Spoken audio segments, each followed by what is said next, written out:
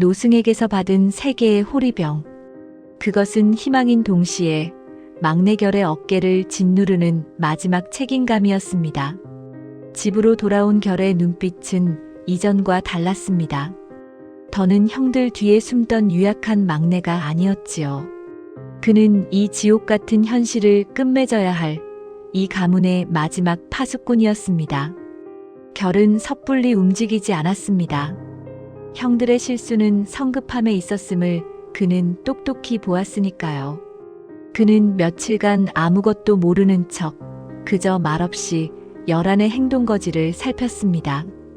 낮에는 천사처럼 웃으며 부모님께 애교를 부리다가도 해가 지고 인적이 끊기면 그 눈빛이 순간순간 짐승처럼 번뜩이는 것을 결은 놓치지 않았습니다.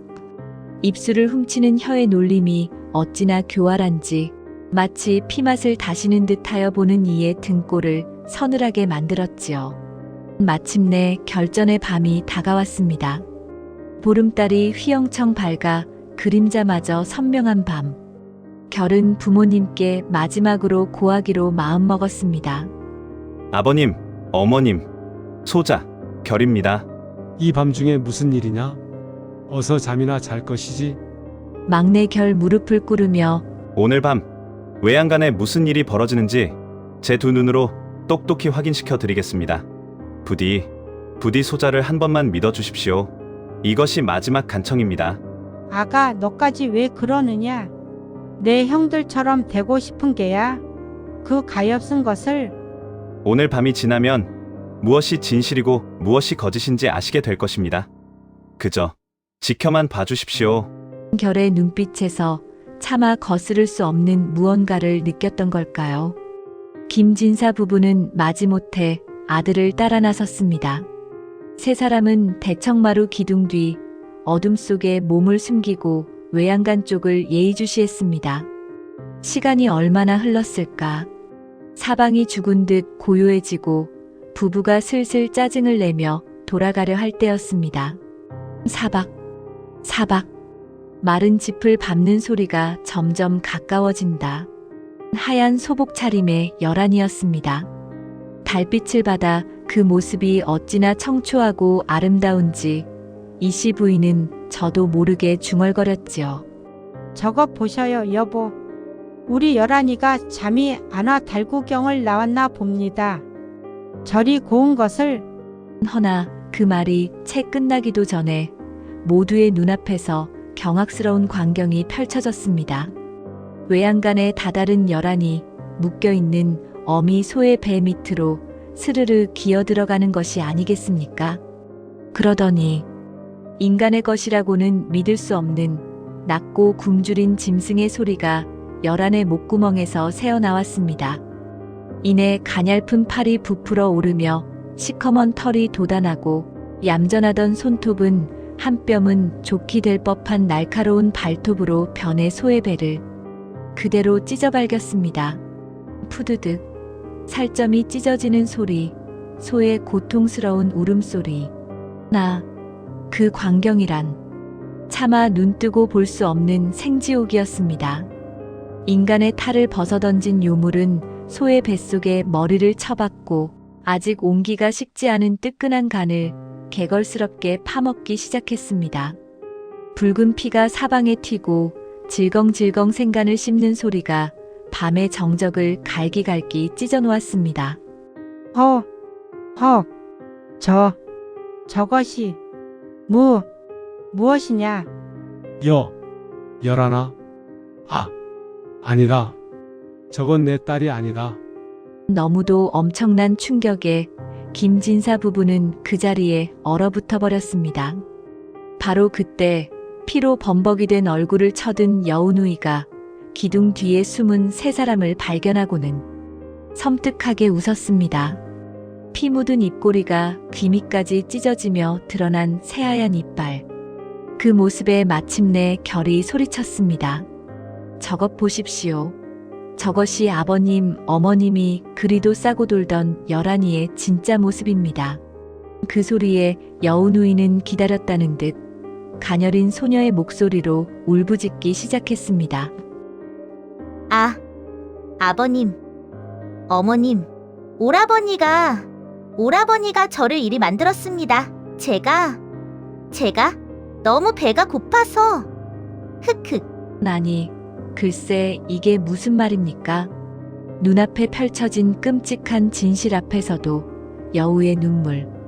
한 방울에 김진사의 이성이 다시 한번 마비되기 시작했습니다. 내 이놈. 내가 내 딸을 이렇게 만든 것이로구나. 저주를 걸고 요술을 부린 것이야. 여봐라, 누구 없느냐. 당장 저 페류나를 잡아 죽여라. 마지막 희망의 끈이 잔인하게 끊어지는 순간이었습니다. 아들의 경고보다 요물의 눈물을 믿은 아버지. 그 맹목적인 광기가 결국 아들에게 칼을 겨눈 것입니다. 하인들이 몽둥이를 들고 달려드는 것을 본 결은 피눈물을 흘리며 뒤돌아 뛰기 시작했습니다. 아버님, 어머님, 결의 절규가 밤하늘에 울려 퍼졌지만 그를 쫓는 것은 여우의 끔찍한 웃음소리와 아비의 저주뿐이었지요. 집을 벗어나 죽으림을 다해 달리는데 등 뒤에서 짐승의 발소리가 땅을 울리며 쫓아왔습니다. 인간의 걸음으로는 도저히 따돌릴 수 없는 속도. 결은 품속의 호리병을 떠올렸습니다. 그는 노승의 말을 기억하며 첫 번째 푸른 병을 뒤도 돌아보지 않고 힘껏 던졌습니다. 병이 깨지는 소리, 이어서 거대한 물살이 터져 나오는 소리. 그러자 이게 웬일입니까? 마른 땅이 순식간에 갈라지며 거대한 강물이 넘실거려 결의 앞길을 막아섰던 여우누이의 길을 가로막았습니다. 강 저편에서 분노에 찬 여우의 울음소리가 들려왔습니다. 한숨 돌린 결은 다시 달리기 시작했습니다.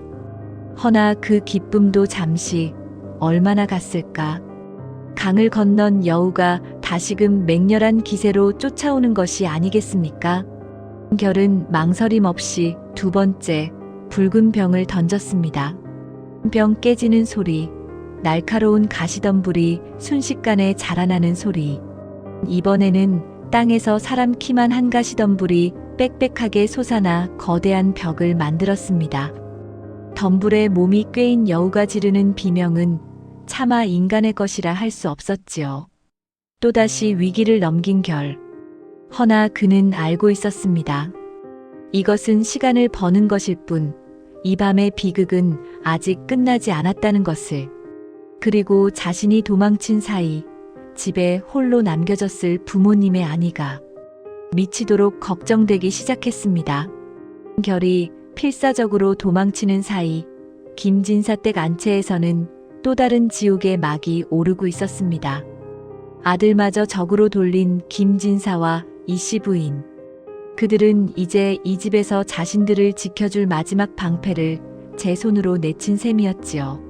젖은 몸으로 가시덤불에서 간신히 빠져나온 여우누이가 집으로 돌아왔습니다. 허나 그 모습은 더 이상 사랑스러운 딸 열한의 모습이 아니었습니다. 온몸은 피와 흙으로 범벅이 되고 두 눈은 살기로 시뻘겋게 충혈되어 있었지요. 맹수처럼 번뜩이는 그 눈빛 앞에 김진사 부부는 저도 모르게 뒷걸음질 쳤습니다. 김진사 목소리가 떨리며 열하나, 괜찮으냐? 그 몹쓸 놈이. 그러나 여우누이는 대답 대신 스산하게 웃으며 한 걸음 부모에게 다가왔습니다. 그 걸음걸이는 더 이상 절뚝이는 소녀의 것이 아니었지요. 먹잇감을 앞에 둔 교활한 포식자의 움직임이었습니다. 여우누이 목소리가 갈라지며 짐승의 소리가 섞여 나온다. 나 아버님, 어머님, 이제 방해꾼은 모두 사라졌습니다. 그동안 참고 기다리느라 얼마나 힘들었는지 아십니까? 아가, 무슨 소리냐? 여우누이 탐욕스럽게 입맛을 다시며 당신들의 그 싱싱하고 따뜻한 간 말입니다. 그제야 김진사 부부는 깨달았습니다. 자신들이 딸이라 믿었던 것이 무엇이었는지, 그리고 아들들이 왜 그토록 처절하게 경고했었는지를. 맹목적인 사랑의 껍질이 벗겨지고 드러난 잔혹한 진실 앞에서 그들의 얼굴은 공포와 절망으로 하얗게 질려갔습니다. 방문이 쾅 하고 닫히고 빗장이 걸리는 소리. 김진사 절규하며 이 요망한 것, 감히 어디라고. 이씨 부인 문고리를 붙잡고 울부짖으며 내가 잘못했다. 서가, 현아, 결아, 내 아들들아, 이 어미를 용서해다오. 안방 문을 걸어 잠그고 벌벌 떠는 부부. 허나 얇은 장지문이 어찌 굶주린 요물의 힘을 당해낼 수 있었겠습니까? 쿵, 쿵, 문을 부수는 소리, 장지문이 찢어지는 날카로운 소리. 여운우이 문을 긁으며 소름 끼치게 웃는다. 하, 문을 걸어 잠근다고 될 줄 아셨습니까? 당신들이 제 발로 들인 것을. 마침내 문이 박살나고 여운우이의 끔찍한 형체가 방 안으로 들어섰습니다. 뒤늦은 후회와 공포에 질린 부부의 비명소리가 금여울골의 밤을 갈랐지만 그 비명을 들어줄 이는 아무도 없었습니다. 바로 그 시각, 마지막 호리병 하나를 손에 쥔 채 갈등하던 결이 귓가에 바람을 타고 부모님의 단말마 비명이 들려왔습니다. 멀리서 들려오는 비명소리, 결에 숨막히는 소리. 막내 결 이를 악물며 아버님, 어머님. 더 이상 도망칠 곳도 도망칠 이유도 없었습니다. 가족을 지키지 못한다면 살아남은들 무슨 의미가 있겠습니까? 결은 망설임을 버리고 집을 향해 다시 달리기 시작했습니다. 그의 손에는 마지막 누런 호리병이 굳게 쥐어져 있었지요. 피비린내가 진동하는 집에 도착했을 때 결이 마주한 것은 대청마루에 쓰러져 있는 부모님의 싸늘한 주검과 그 옆에서 태연히 입가심을 하고 있는 여운우이의 모습이었습니다. 막내 결 분노와 슬픔에 찬 목소리로 이 악귀 같은 것. 여운우이 결을 돌아보며 차갑게 왔느냐? 마지막 남은 가나. 내 스스로 찾아올 줄은 몰랐구나. 결은 더 이상 아무 말도 하지 않았습니다. 그는 눈물을 머금은 채 마지막 남은 누런 호리병을 여운우이를 향해 힘껏 던졌습니다. 호리병이 깨지는 굉음, 땅이 울리고 갈라지는 소리. 그러자 천지가 개벽하는 듯한 굉음과 함께 집터가 솟아오르기 시작했습니다. 흙과 바위가 솟구쳐 올라 순식간에 거대한 산을 이루더니 미처 피하지 못한 여운우이를 그대로 깔아뭉개버렸습니다. 여운우이의 끔찍한 비명소리가 산 아래로 묻히는 소리. 이내 모든 것이 고요해진다. 비명은 멎고 세상은 다시 고요해졌습니다. 김진사의 으리으리했던 기와집은 온데간데 없이 사라지고 그 자리에는 기이한 모양의 산봉우리 하나만이 덩그러니 남았을 뿐이었지요. 결은 폐허가 된 집터, 이제는 거대한 무덤이 되어버린 그 산 앞에 우두커니 서 있었습니다. 요물은 물리쳤지만 그는 모든 것을 잃었습니다. 아버지, 어머니, 그리고 사랑스러웠던 동생의 기억까지도. 맹목적인 믿음이 빚어낸 비극의 끝은 이토록 허망하고 처절했습니다. 결은 그 자리에 주저앉아 동이 터오를 때까지 소리 없이 눈물만 흘렸더랍니다. 그렇게 한 가문이 하룻밤 사이에 지도 위에서 지워져 버렸습니다. 금여울골 사람들은 간밤의 천둥 같은 소리와 땅의 울림에 밤새 두려움에 떨었지만 날이 밝고 나서야 김진사 댁이 사라지고 그 자리에 웬 산 하나가 우뚝 솟아있는 것을 보고는 기겁을 했지요. 사람들은 그 산을 여우산이라 불렀습니다. 비가 오는 궂은 날이면 산 어딘가에서 여우 울음소리 같기도 하고 여인의 흐느낌 같기도 한 소리가 들려온다고들 했지요. 또 산에 오르면 유난히 간에 좋다는 약초가 많았는데 그 약초를 캐러 갔다가 호련히 사라지는 사람도 덜어 있었다고 합니다. 아마도 산 아래 잠든 그 요물이 아직도 인간의 간을 탐하는 것이 아니었겠습니까? 그럼 홀로 남은 막내 아들 결은 어찌 되었을까요?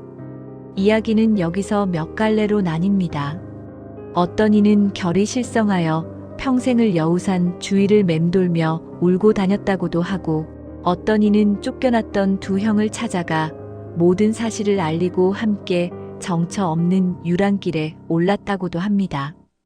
또 어떤 이는 속리산으로 다시 들어가 그 노승의 제자가 되어 평생을 속죄하며 살았다고도 하지요. 뒷이야기가 어찌 되었든 무슨 상관이겠습니까? 중요한 것은 따로 있지요. 이 이야기가 그저 꼬리 9개 달린 여우 이야기로만 들리십니까?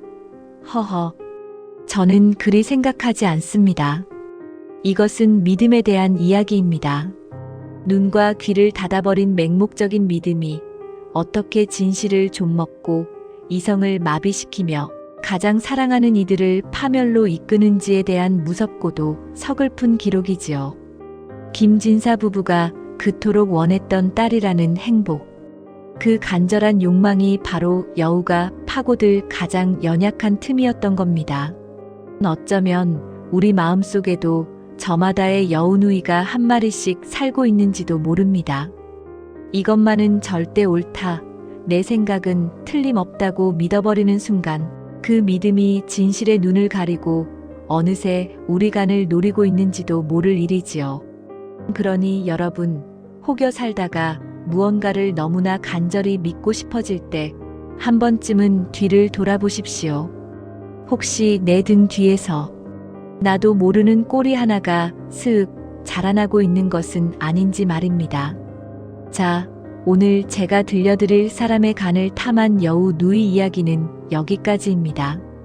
부디 오늘 밤은 편안한 밤 되시길. 물론 간은 잘 챙기시고요. 히히히.